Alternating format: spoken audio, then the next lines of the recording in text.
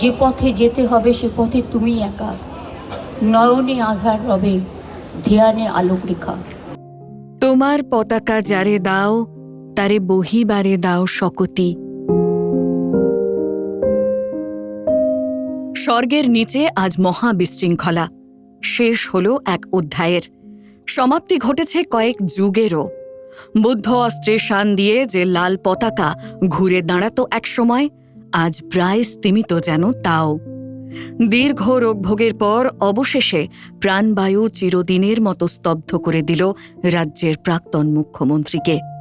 বাংলা তো বটেই, দেশের রাজনৈতিক জগতে পতন ঘটল মহিরুহের। কলকাতায় পাম অ্যাভিনিউয়ে নিজের বাড়িতেই শেষ নিঃশ্বাস ত্যাগ করলেন কবি সুকান্তের ভাইপো। থেমে গিয়েছে যুগ, থেমেছে এক লেখকের আত্মজীবনীও। রাজনীতিক নাট্যকার বুদ্ধের মহানির্বাণে শোকে বিহ্বল হয়েছে দেশের রাজনৈতিক আঙিনা। একের পর এক শোক বার্তায় ভেসেছে আকাশ বাতাস।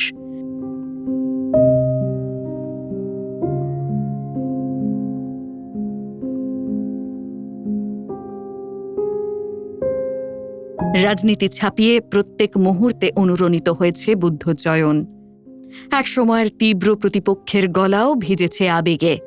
নিরন্তর বুদ্ধ বিরোধিতার আঙ্গিকে ছড়িয়েছে দুঃখের শ্বাসবায়ু। তিনি অনেক গল্প করতেন, অনেক কথা বলতেন। তার আত্মা শান্তি পাক, বারবার তিনি ফিরে আসুন এই বাংলার মাটিতেই। বুদ্ধবাবু একজন সৎ ভালো মানুষ, মানুষ হিসেবে একজন ভালো মানুষকে আমরা হারালাম। বুদ্ধদেব ভট্টাচার্যের চলে যাওয়া তো আমরা অভিভাবকহীন হলাম। অসম্ভব স্নেহবৎসল মানুষ। আমার বিভিন্ন রকম পার্সোনাল ক্রাইসিসে বুদ্ধ আমাকে পাশে পেয়েছি। জীবনের 5 দশক রাজনীতিকে দিয়ে 80 বছর বয়সে পরলোক গমন করলেন বুদ্ধদেব ভট্টাচার্য। কিন্তু রেখে গেলেন কত না স্মৃতি। কথকতার ভিড়ে ক্রমশ মাথা তুলছে তাঁর কথা।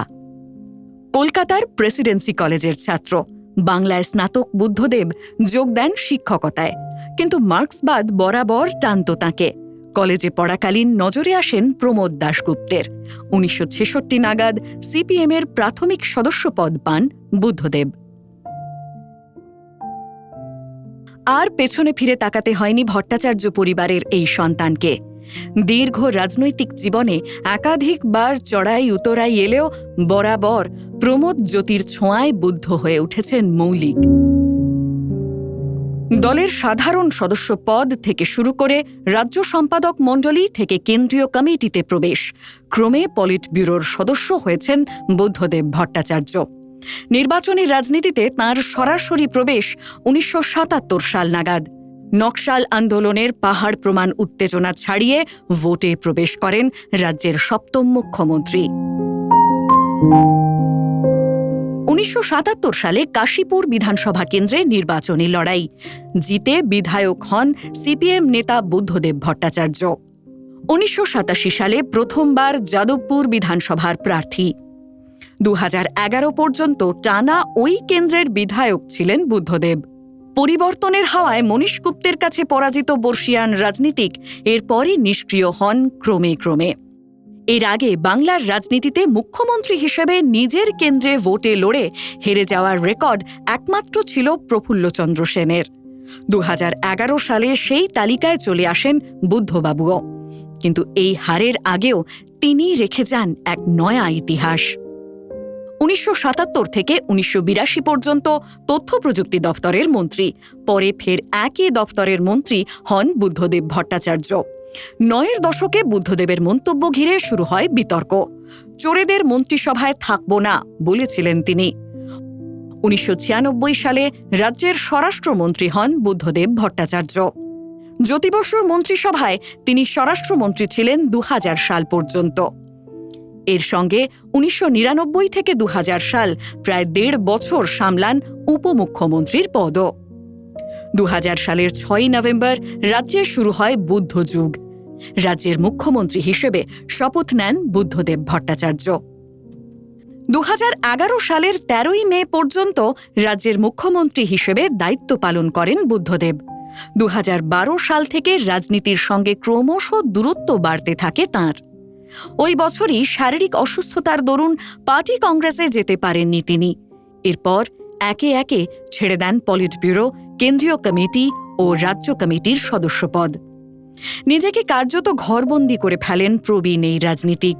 তবে ফের তাঁকে সক্রিয় রাজনীতিতে দেখা যায় 2016 সাল নাগাদ। কংগ্রেসের সঙ্গে বামেদের জোট তৈরিতে গুরুত্বপূর্ণ ভূমিকা নেন বুদ্ধদেব। সেই সময় বিতর্ককে সঙ্গী করেই রাহুল গান্ধীর সঙ্গে এক মঞ্চে হাজির হন বুদ্ধ।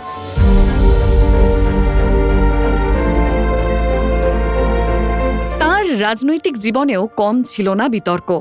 নন্দীগ্রামে আন্দোলনকারী কৃষকদের ওপর গুলি চালানোর ঘটনায় তাঁর বিরুদ্ধে ওঠে অভিযোগ।